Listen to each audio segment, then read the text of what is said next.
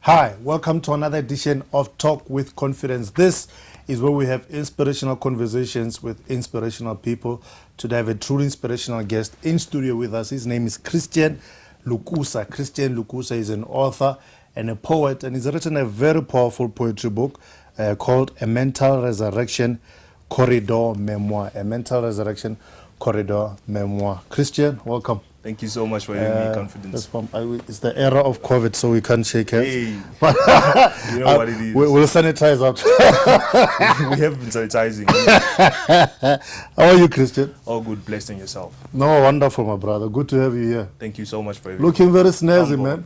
Hate to, first impression last. Yeah, I was when you told me that you're a poet, I was expecting a daishiki. You know daishiki?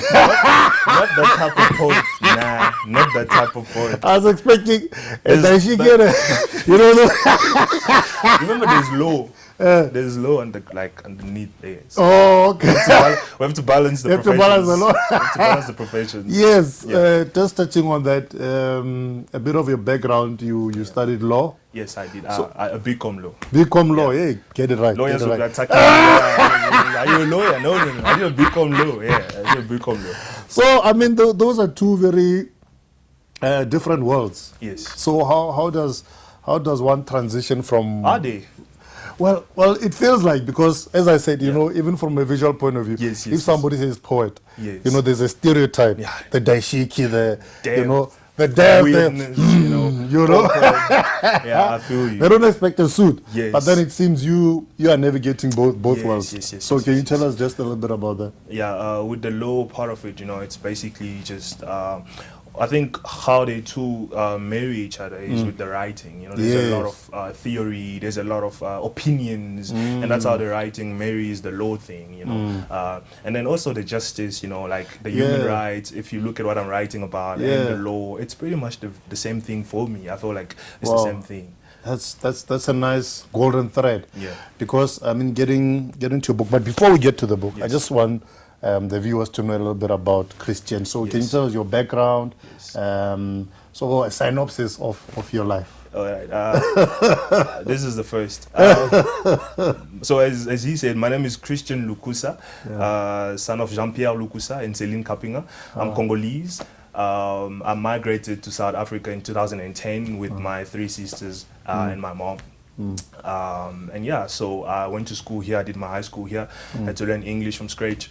Went to Pearson Institute, obtained my BCom law degree, and I wrote a book. And then I wrote a book. You know what they say, like, get that degree, mama, I made it, and then Go to what you love. Let's go. Let's go get that money. So pretty much that's who I am.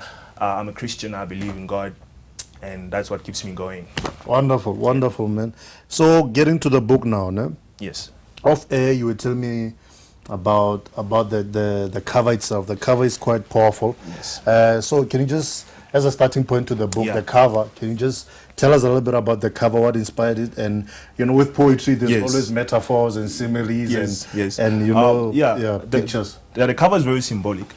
So you realize that there is a little boy here that is scarred.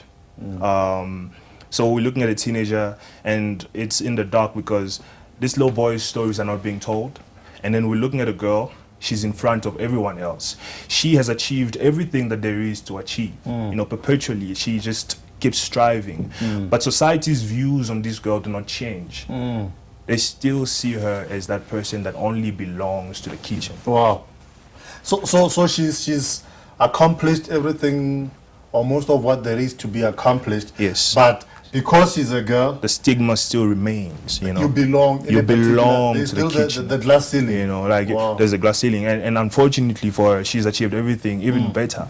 But still, and this then brings me to my point, which is that happiness is really not about how people view you. It's about yourself. But then this girl right now is in front, and nothing. We'll still see her as just the kitchen girl. Wow. And then there's a man that's crying in the background, and this addresses traditional masculinity. Yes.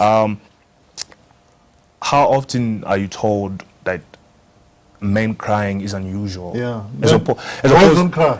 Boys don't cry. It should be boys don't abuse girls. Boys don't do this, but instead, no, boys don't cry. You know, You're not allowed to express your emotion. You must bottle things out. you're not allowed to be human. Oh, Basically, that's what you're saying. Wow. And God created me to be human. So now you're even interfering with why I was born. You know, like you have to be human. No, you're not allowed to. And this is society. This is all society feeding us nonsense, if I'm allowed to say. Yeah, no. Go ahead. Yeah, so that's that. And then you see countries here, Afrophobia, speaking against xenophobia as well. Don't say my country, my flag is in there, I'm not buying the book. I close my eyes and then they just selected the countries like that. Yeah. But yeah, so the countries, there's South Africa, there's this Congo, of course, and a few other African countries, Kenya and stuff. And these countries just show you that, listen, at the end of the day, Africa is more stronger as a united continent. You know, we should be united. We should love one another. We should strive. We are the best continent in the world, and it's only going to manifest if we work together as brothers and sisters. You know, you said something off air. You said it's Africa. Well, you're using one country, but I believe it's true for the continent. Yes. Africa is the richest. Yes. But at the same time, the poorest. The paradox. Can you just talk a little bit about that? In terms of minerals, if you look at African countries, for instance, you realize that every African country has something specific. You know, be it coffee, be it gold in Congo and stuff like that, oil in Nigeria. You realize that every African country has a specific natural resource, you know, that we're naturally rich. We're naturally rich. Man. And that's the riches that the world is going crazy over, you know. And they now feeding us these lies, you know, teaspoons after teaspoons of lies, you know, to try and change the perception or the real truth behind this vibrant and amazing and beautiful continent. So yeah, that's pretty much what I was trying to get across. So going into the content now. Yeah. I read the book. I didn't read the whole book. Yes. But I've read quite a bit of it, and I'm still going to read some more of it. And the topics that you touch on are very deep topics. They're not light, shallow, frivolous topics. Yes. You talk about abuse, molestation. Yes. You know, abuse of students by teachers, xenophobia. Can you just tell us a little bit about those topics and what inspired them? So as it says, I think in the dedication, right, this book is for every girl that does not feel safe walking around the streets, every boy that has been told that crying is unmanly, every child that has been abused or molested, everyone that has suffered from depression and things like that. You know, it's a book for victims. Wow. And giving them a voice. Giving them a voice. And I don't like saying giving them a voice because that's now being mistaken with some people would rather talk. So it's busy. It's not really giving them a voice. It's just like shining the light on their stories. Because they're in the dark. They're in the dark. Wow. And that's the point. Like it's really, I looked at what is not being spoken about. What is no one talking about? And what no one is talking about is what we're going through every day as human beings, you know. Let's eradicate poverty. No, let's fix our brokenness, you know, because mental resurrection, something is dead within us. And you cannot eradicate poverty. You cannot achieve these amazing goals as a country, as a nation, as a continent, or as the universe without first fixing ourselves. You know, begins with truly fixing ourselves and not covering. And I think that's the stories behind are not just stories to I don't know, you know, to these are poems that are meant to speak to victors and victims in the same voice. Different message, different reactions. But once you read it, you must stop and reflect, you know. And I mean, in terms of the depth of the pieces, because I was reading them and there's a heaviness to them. And off air you were talking about a school that you went to. Where, you know, it really, because you're not talking a lot of your own experiences. I thought you were going to ask me for the names. No. So I'm going to be most wanted already. No. But you're not talking of your own experiences. But these are things that as you wrote, you encountered them. Yes. And Yes. you've been getting some feedback as well. Yes. Can you just tell us a little bit Yes. about that? One thing about my writing, I realized at a very young age that one thing I'm good at is getting into someone's shoes and not judge them just by them telling me what they went through, and then getting into that and then being motivated and writing about it. That's how most of the stories in this book have come to be. If you look at the school that you mentioned, I went to a school. I went to quite a few schools because you know, as I said, You were performing there. yes, and it's in our schools that you find that that's where it starts. You know, that's why you blame a man. You put someone in jail when they're 40. It's too late. It's a wasted life and hurt people around them. You know, we need to tackle the problem from The root level. the root level, right? Which is in school and all these places. So I did a poem, a piece that I'd written, and a few students were gravitating towards it and came to me and told me that they experienced this, this abuse, they experienced this, and they experienced this. And then I realized that this is not a book, it's a movement. Yeah. You know, and it has to be out there. Yeah. It has to be out there, you know. Yeah. If you don't relate, this is the beauty of art, right? If you don't relate to it, you're not shaken. And like, this is rubbish.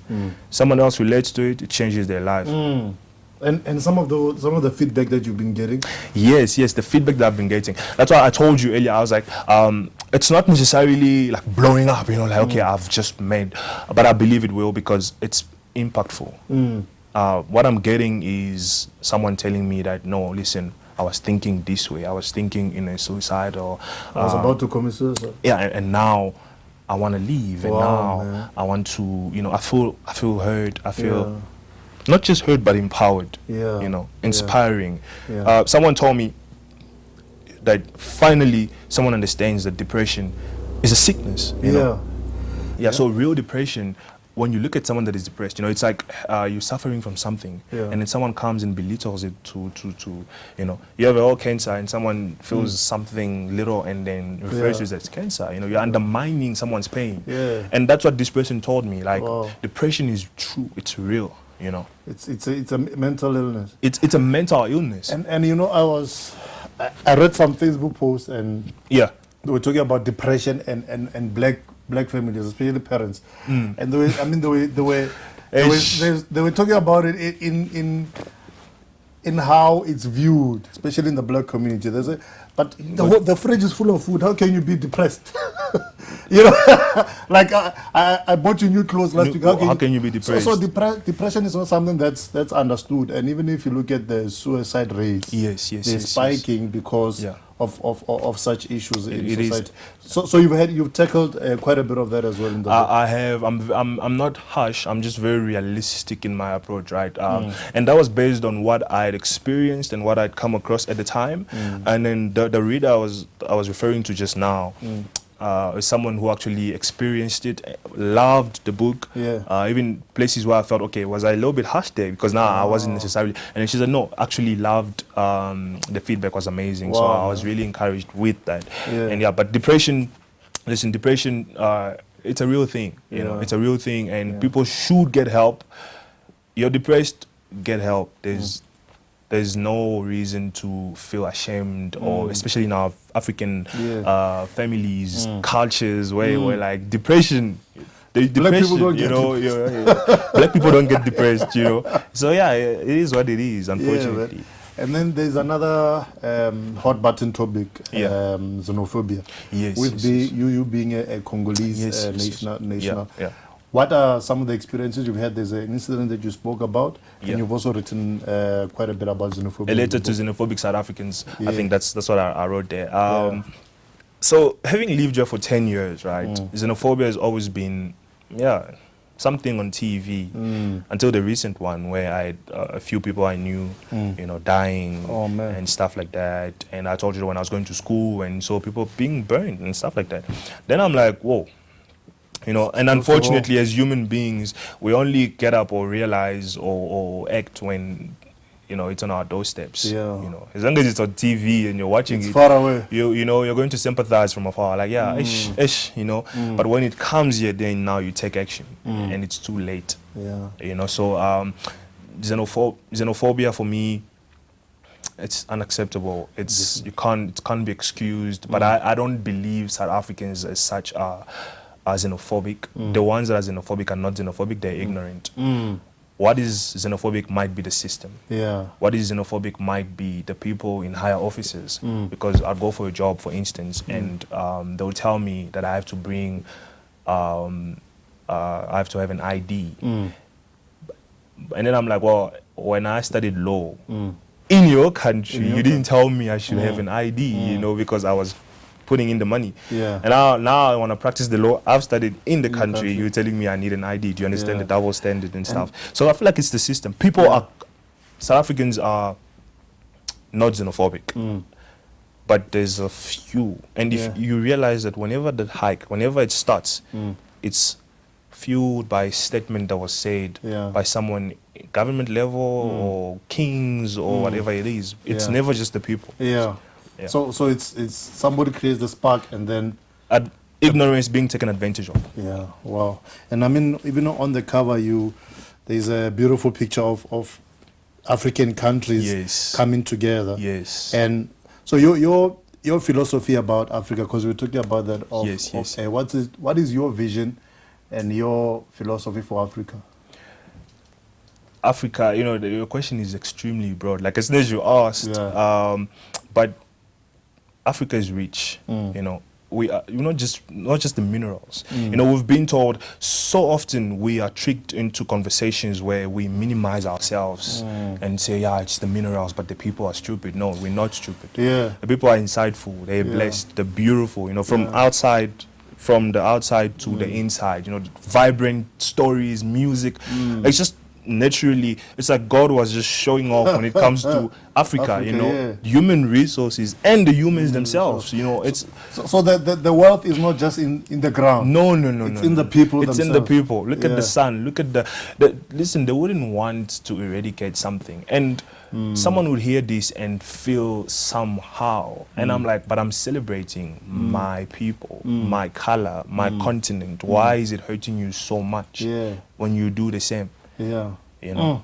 I mean, even now with the Black Lives Matter movement. What's your take on that? What's your opinion? The Black Lives Matter, right? And then, you know, I actually posted something very recently, I think in February or March, that was saying that people that say to Black Lives Matter, people that say all lives matter, men that say not all men to all men are trash. South Africans that keep quiet during xenophobia, same WhatsApp group, different area codes. You know, it's like the story in the Bible, right? When, what was it? You know, when you refer to the Bible and then you lose the story. Yeah, may the Lord forgive my sins. But yeah, like what I'm trying to say here is, listen, there's nothing wrong with white life. When someone says Black Lives Matters, it's a cry for help. It's a cry. These are lamentations. Black people are saying, help us. But you're telling them, no, my life matters too. But I'm burning. My skin is burning. I know which story you're talking about. The 99 sheep. Yes. I can't believe I forgot that. I actually remembered. I'm like, nah, my mom shouldn't see this. You know. So, but yeah, like, you know, David went to look for the one that was. For the one sheep. He left the 99. And just, you understand the logic. Like, it's not you. It's not that your life doesn't matter. But this life is in danger. Here's black, here's white, and there's a gun pointed at this black life. And then you want to say white life matter. It does. But look at the context. You know, in that sense, I feel like everything would make sense if we just look at the context. Step back a little bit. A lot of white people support the Black Lives Matter movement. You know? 100%. Wonderful, man. Yeah, powerful stuff. You know, I've read, like I said, I haven't read the whole book. I'm still reading it. But what I've gained so far, quite powerful. Thank you so much. Awesome, my brother. And I believe it's going to touch a lot of lives. It's going to help a lot of people. And I'm looking forward to seeing you. I see you like as a Pan-Africanist voice that's going to change many lives. Hey, prophesy. Prophesy. I'm not gonna get into that joke. I'm not saying that. No way. No, but Too Christian, easy. Too easy. Christian, Yeah. thank you so much, my brother. Thank you so much for having me. Yeah, awesome. And if people want to get hold of the book, If people want to get hold of the book, you can get this book on Amazon, Kindle, and Smashwords. This is basically for people who are not in South Africa. If you're in South Africa, you can get it from Take a Lot. The price is $250 on Take a Lot. And then if you're in Joburg, you can get it from me. Just place an order. Follow me on Instagram at Christian_Luke. And pretty much you'll see everything about the book. And yeah, I'm delivering also. And at my campus, Pearson Institute, the libraries, they're also selling the book there. So if you go there, you would find the book. So yeah, in the meantime, we're just trying to get as many stores as possible, but you know, COVID slowed down everything. Yeah. I've been to a few schools that I'm going to and just trying to get the book in, but the virus kind of stopped us a little bit. But you know, we keep going. Yeah, keep on keeping on. Keep on keeping on. I told you before we started the interview that whenever I have poets on the show, I don't allow them to leave. And then I told you I'm a writer. Yeah. I'm not a poet. I told you I'm a writer, I'm not a poet. So poets always recite a poem here. Yeah. He's a poet and an author. He's writing more books, not just poetry. Yeah. But he's gonna recite something for us. The stage is yours, sir. This was actually the first thing I wrote in this book. Okay. Tales of the broken boys and wounded girls behind the uniform. Tales of the broken boys and wounded girls behind the uniform. And boom, that's how the whole book came about. Wow. Broken boys, wounded girls. Yeah. Why are the girls wounded? Because of the broken boys. Yeah. You know. So I'm not blaming. Saying men are trash is true, but it's not enough. It's not substantial enough to solve the problem. You know. Yeah. These men are broken. Whose fault is it? Not the girls. But what has wounded the girls? You know, if you touch something that is broken, you're wounded. You get what I'm saying? I get it. But for this boy to be broken as well. Yeah. So there's so much underneath, and this is the book. This is a mental resurrection. Yeah. And this story is all poem, all short piece, however you would prefer, is entitled Tales of the Broken Boys and Wounded Girls Behind the Uniform.